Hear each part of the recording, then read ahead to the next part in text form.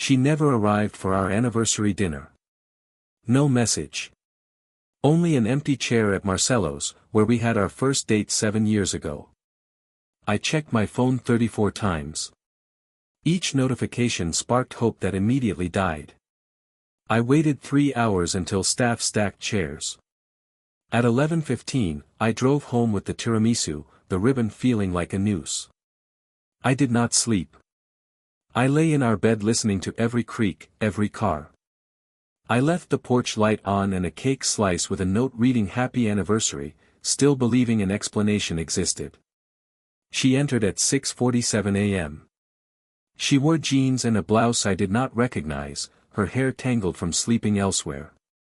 The smell reached me, whiskey, cigarettes, and beneath them, Betrayal's sour musk. I watched her kick off her heels as though returning from a normal evening. Then she looked at me. And smiled.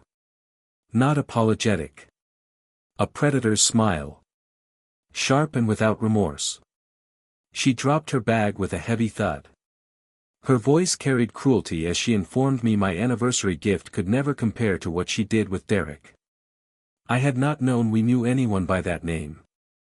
She moved closer, close enough that I saw smudged mascara, alcohol in her eyes. She stated he gave her something I never could. I was searching for the woman I married, who cried at our wedding, who held my hand when my father died. That woman had vanished. This stranger wore her skin. I smelled him on her, cologne I did not recognize, sweat that was not mine. I did not scream. I nodded once, voice flat, suggesting she get sleep. But inside, something shifted. The man who would have forgiven and broken down in tears, he died. In his place stood someone colder. Someone patient. Someone who understood revenge as architecture, not passion. She was Isabella. Dark hair, amber eyes, a pharmaceutical sales representative. On social media, she played the perfect wife. We had been married 7 years. The first 4 were good. The last 3 were walking on eggshells. She blamed me for everything, the architecture firm hours, my lack of spontaneity. She claimed I was too stable, too predictable, too much like my buildings, functional but uninspiring. I used to think dependability was virtue. It was merely first on her grievance list. She met Derek at a Chicago medical conference 3 months prior. A cardiologist from Denver. He was her escape plan, her proof she was still desirable to someone who did not know her mood swings. I should have seen it coming. The book club meeting 3 times weekly. The gym membership requiring full makeup. The phone never leaving her side, face down everywhere. The passcode changed from our anniversary. 3 weeks before our anniversary, she came home humming. When I asked what had her in good spirits, she turned with that smile, the one thinking of him, and responded that I would like to know. Love makes you stupid. It makes you believe the person sharing your bed could not share someone else's. After her performance, she passed out on the sofa. I sat until sunrise, staring at refrigerator magnets from our travels. I had 2 choices. Collapse into the broken heap she expected. Or become something that planned. Something that built. I chose to build. The first brick was her phone. She slept like the dead. I took it from her purse and walked to my office. The passcode took 3 tries. Not her birthday. The date she met Derek. She had deleted nothing. That was the insult, the certainty I was too stupid to look. Text messages going back months. Photos making my stomach clench. Voice notes where she whispered things to him she had not said to me in years. One video ended with her laughing that I would never be him. I wanted to put my fist through drywall. Instead, I screenshotted everything. Emailed it to myself. Uploaded to 3 cloud services. I built redundancy into my rage. Revenge is best served cold. I had particular talent for patience. That afternoon, I started constructing the web. Quietly. Strategically. My sister Victoria practices family law. My roommate Marcus works in cybersecurity. My uncle runs a private investigation firm. Isabella had no idea marrying me meant marrying into a network that knew how to find truth and bury it in evidence. While she was out getting coffee with friends, I installed cameras with night vision. While she claimed working late, I recorded calls through an app syncing to my laptop. While she laughed behind my back, I built a case so comprehensive she could not breathe without documentation. And Isabella? She kept playing. Meeting Derek at the downtown Marriott. Texting him from our bathroom while I cooked dinner. Posting photos of us with captions about being blessed. She had no idea her anniversary surprise would be her beginning of end. She thought she had one. She forgot one detail. I do not break. I build. And I smile while laying foundation. The trap springs shut. By Sunday afternoon, I had catalogued everything. She emerged from the guest room and shuffled into the kitchen for coffee. I handed her a black mug. I asked if she had a rough night, voice carrying exactly the right concern. She took the cup without meeting my eyes. She explained Karen's divorce was messy and she needed to vent. Karen. The same cover she used for Derek meetings. I nodded, sipping coffee. I commented she had been unforgettable. She missed the subtext. She smirked, that expression saying she thought herself smarter, that I bought her lies. She suggested I could have come out, adding I never was much for dancing. I watched over my mug rim. I was looking at a target. A solved puzzle. I mentioned having much work that week. That weekend, she announced a spa retreat with her sister. Classic Isabella, using family as cover. I helped her pack while she hummed in the bathroom. Derek's song. I told her she deserved it. To have fun. The moment her car disappeared, I activated the GPS tracker in her wheel well. I watched the dot move east toward the interstate, not north toward her sister's house. She drove 4 hours to a Michigan lake house. Property records took 10 minutes, leased by D. Morrison. Derek Morrison, cardiologist, Denver. The man whose Facebook profile I memorized. I did not follow. That was not the plan. Instead, I spent the weekend preparing. I moved $40,000 from our joint account into a private one. I changed garage code and Wi-Fi password. I printed all evidence, emails, GPS logs, trail camera photos from our bedroom, screenshots where she called me the roommate. I organized everything in a portfolio labeled Isabella's Choices. Color-coded. Chronological. Devastating. When she returned Sunday evening, tanned and relaxed, I sat in the living room with the portfolio on the coffee table. She walked in tossing keys, not noticing the changed atmosphere. She asked if I missed her, smile bright and false. I tapped the portfolio. I commented I had not missed her as much as she missed Derek. The smile flickered. Then came the laugh, loud and theatrical. She asked what I was talking about.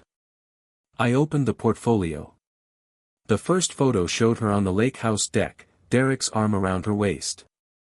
Timestamp Saturday, 2:47 p.m. The same time she texted me her sister's garden photo. Her face transformed. Shock. Fear. Then rapid calculation behind her eyes.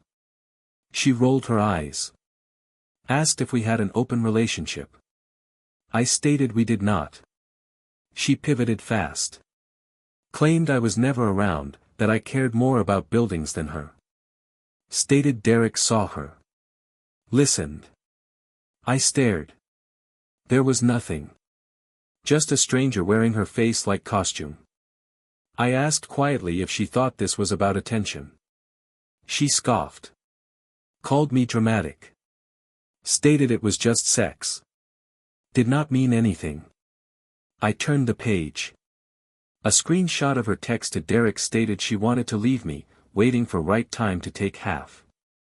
Her arms dropped. I continued turning pages. Her email to a divorce attorney asking about strategic asset protection. Her voice rose, indignant. She asked if I went through her things. I corrected her. I organized her things. There was difference. I stood, giving her space to flip through the portfolio. I heard pages turning faster, her breathing ragged. Everything was there. Lingerie receipts. Hotel bookings. Deleted messages I recovered. Video from our bedroom showing Derek in my bed, wearing my robe. She stammered this was invasion of privacy. I replied this was evidence. Of adultery. Of fraud. She looked up, and for the first time, I saw real fear. Not of being caught. Fear of losing. Of being outmaneuvered. She asked what I wanted, voice smaller. I told her I wanted her out by Friday. Her jaw dropped. She claimed I could not just. I interrupted. Stated I could. I spoke to Victoria. Our prenuptial agreement had an infidelity clause. I had proof. The house was mine. The investments mine. She got her car, her clothes, whatever Derek would give. She stood, pacing, hands shaking. Asked where she was supposed to go. I suggested Derek's lake house. Or perhaps Karen, though I doubted it, since I sent her a summary of how Isabella used her name. I also contacted her mother. And her boss. Tears came, sudden and theatrical. She claimed she did not mean for it to go this far. She was lonely. I was always working. I stated she made dozens of mistakes. The portfolio was just documentation. She collapsed onto the sofa, burying her face in hands. I felt nothing. Just cold clarity. I told her she could stay in the guest room until Friday. Suggested she find a lawyer. That night, I slept deeply for the first time in days.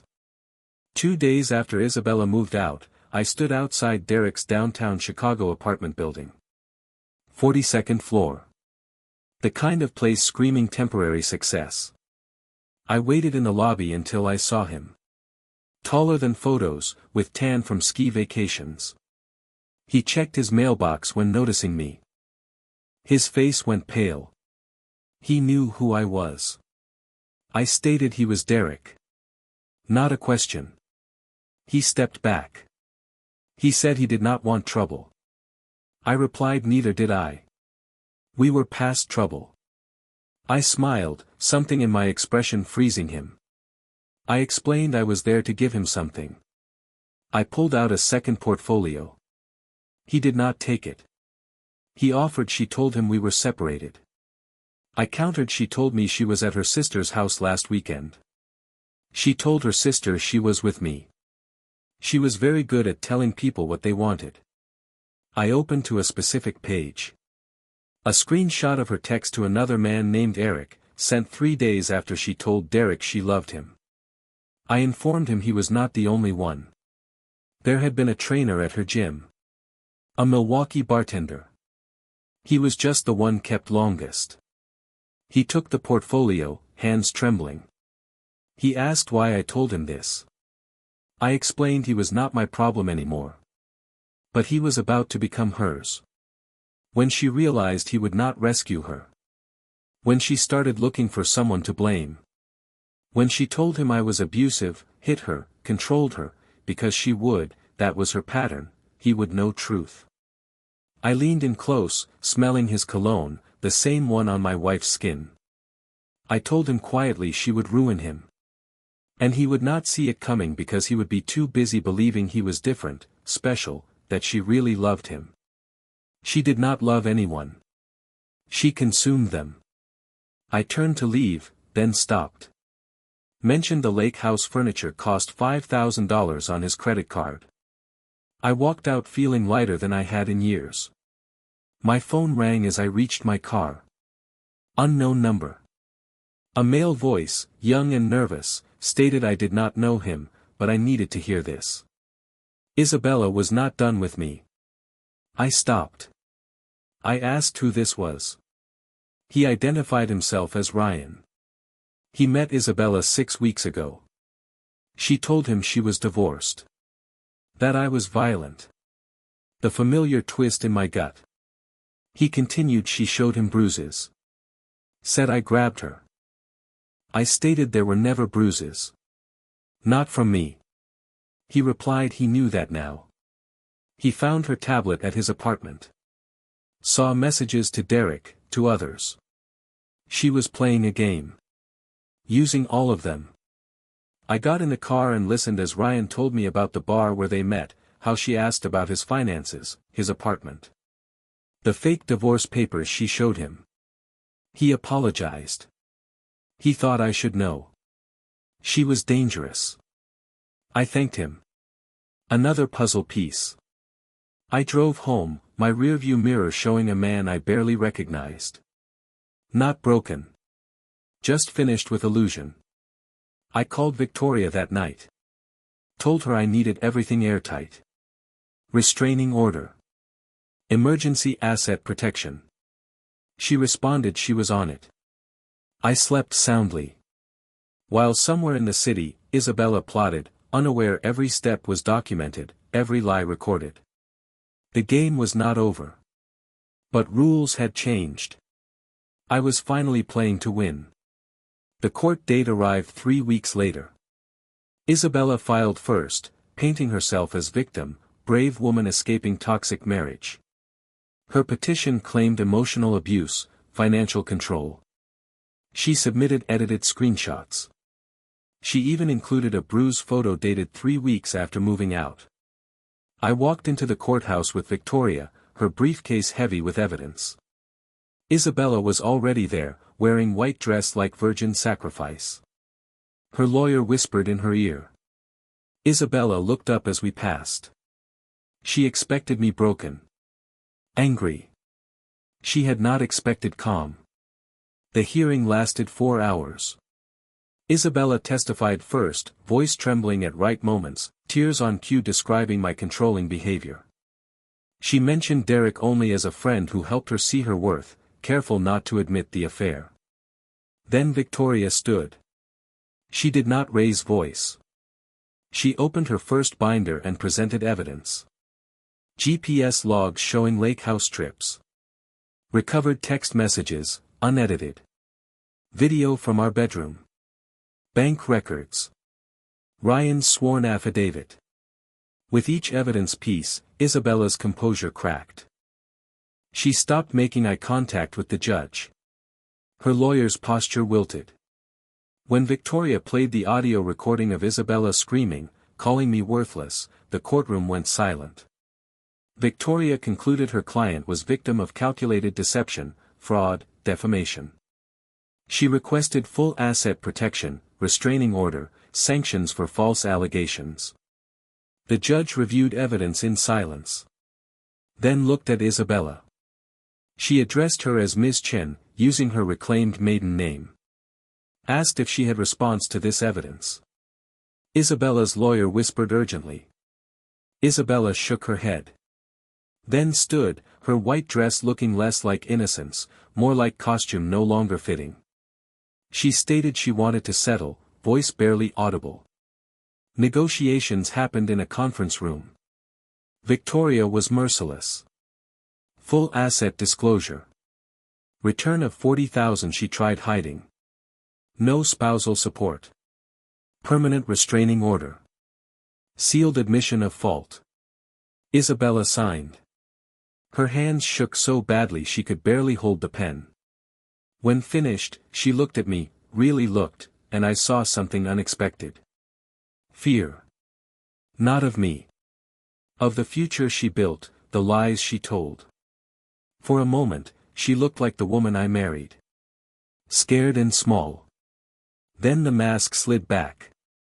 She gathered things, put on sunglasses, walked out. I watched her go. I felt no victory. Just finished. Chapter closed. The silence that followed was deeper than expected. The house, my house now, echoed with absence. No more 2 a.m. arguments. No more performances. At first, I wandered room to room like ghost, touching memory objects. The kitchen where she taught me dumplings. The bedroom where I believed I was loved. I started small. Adopted a shelter dog, a scarred pit bull mix named Bruno, abandoned twice and still believing in people. He followed me everywhere, loyalty simple, reminder that trust was possible after betrayal. I repainted the bedroom. Tore out soft gray Isabella chose, replaced with deep green. Color of growth. I donated her things, the designer clothes, jewelry I gave her that she wore for other men. I started hiking weekends. Found a group meeting Saturday mornings. There was a woman named Sarah who laughed easily and listened carefully. We talked for months before I told her anything real. She did not rush me. She did not need me to be anything other than damaged but repairing. I never told her everything about Isabella. Some stories are too heavy for new beginnings. But I told her enough to explain why I flinched when she moved too fast, why I needed consistency more than passion, why I stopped checking my phone. 6 months after divorce finalization, Isabella texted. One line stating she thought about me sometimes. I did not reply. I blocked the number and kept walking Bruno through autumn leaves, future opening ahead like trail I had not known existed. People say betrayal teaches about trust. They are wrong. It teaches about yourself. About how much you can endure before breaking, how much stronger you are than believed. About difference between love and addiction, the person you were and person you are becoming. I kept one photo.